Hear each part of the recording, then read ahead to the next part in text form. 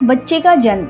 अगर किसी घर में बच्चे का जन्म होता है तो चारों तरफ खुशियां छा जाती हैं। उसकी किलकारी के साथ हर्षोल्लास आ जाता है।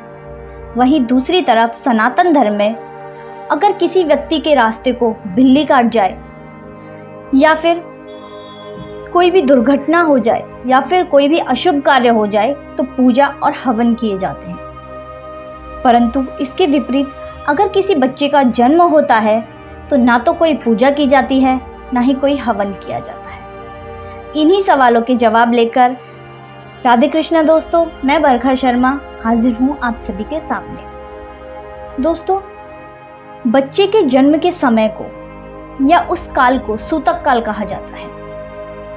इसके विपरीत अगर किसी व्यक्ति की मृत्यु हो जाए तो उस काल को पातक काल कहा जाता है। अर्थात सूतक और पातक व्यक्ति के जन्म और मृत्यु के साथ संबंध रखते हैं। अगर कोई भी ग्रहण लगता है जैसे चंद्र ग्रहण या सूर्य ग्रहण, तो इन ग्रहणों के काल को भी सूतक काल कहा जाता है। इसके विपरीत जन्म के समय सूतक 10 दिन के माने जाते हैं, लेकिन प्रसूता के लिए जिस स्त्री ने बच्चे को जन्म दिया है उस स्त्री के लिए सूतक 45 दिन के माने जाते हैं। इन दिनों में, इस काल में स्त्री ना तो घर के कोई कार्य कर सकती है, ना ही पूजा कर सकती है, ना ही किसी स्थान पर जा सकती है। इसके अलावा उसके घर वाले इन 10 दिनों के अंदर ना तो कहीं जा सकते हैं, ना पूजा पाठ कर सकते हैं, ना ही किसी व्यक्ति के घर जा सकते हैं।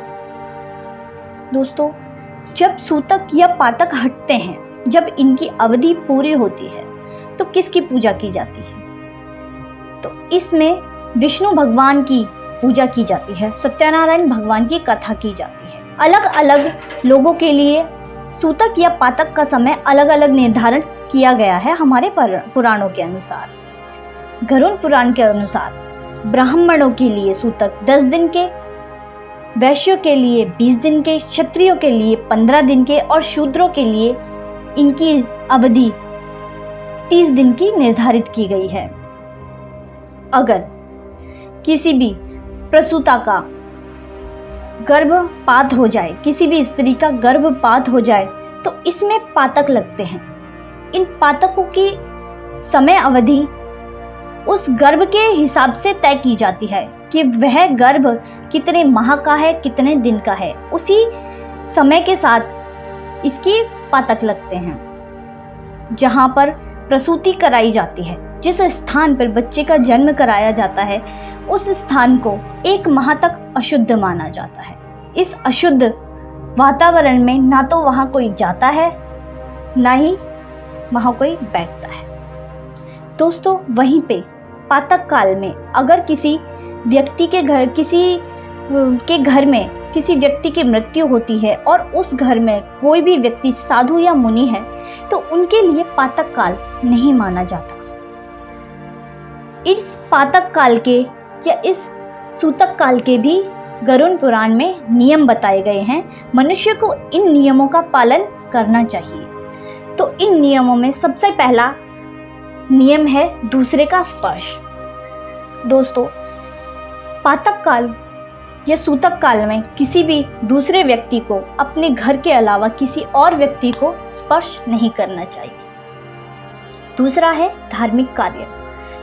इस काल के दौरान, सूतक या पातक काल के दौरान कोई भी धार्मिक कार्य घर में नहीं किए जाते, इसीलिए पूजा और हवन नहीं किए जाते। तीसरा है भोजनालय में ना जाए। दोस्तों, जितना हो सके इन काल में गरुड़ पुराण में बताया गया है कि कहीं भी बाहर न जाए, भोजनालय आदि में ना जाए, किसी के घर ना जाए। 5वां है सैर ना करें। दोस्तों, जितना हो सके इस काल में घर में रहें, कहीं भी बाहर ना जाएं, सैर ना करें। छठा है भगवान का भजन करें। भगवान का भजन करें और शुद्धता का ध्यान रखें। मतलब किसी भी मंदिर या घर के ही मंदिर में जाए बिना, भगवान को स्पर्श किए बिना ही अपने मन को भजन में लगाएं। स्नान करें। रोज तो आप स्नान करेंगे ही, परंतु जिस दिन सूतक या पातक खत्म होते हैं उस दिन गाय के दूध, घी, गोबर, मूत्र आदि से स्नान करें, आदि को ग्रहण करें और शुद्धता पाएं। इस सूतक काल और पातक काल पे वैज्ञानिकों ने भी अपनी प्रस्तुति दी है दोस्तों। वैज्ञानिकों के अनुसार जब किसी व्यक्ति का जन्म होता है, किसी बच्चे का जन्म होता है और किसी व्यक्ति की मृत्यु होती है तो संक्रमण का खतरा ज़्यादा होता है, जिससे बीमारियां फैल सकती हैं। इसलिए वैज्ञानिक भी इन स्थानों पर जाने, किसी को स्पर्श करने आदि से मना करते हैं।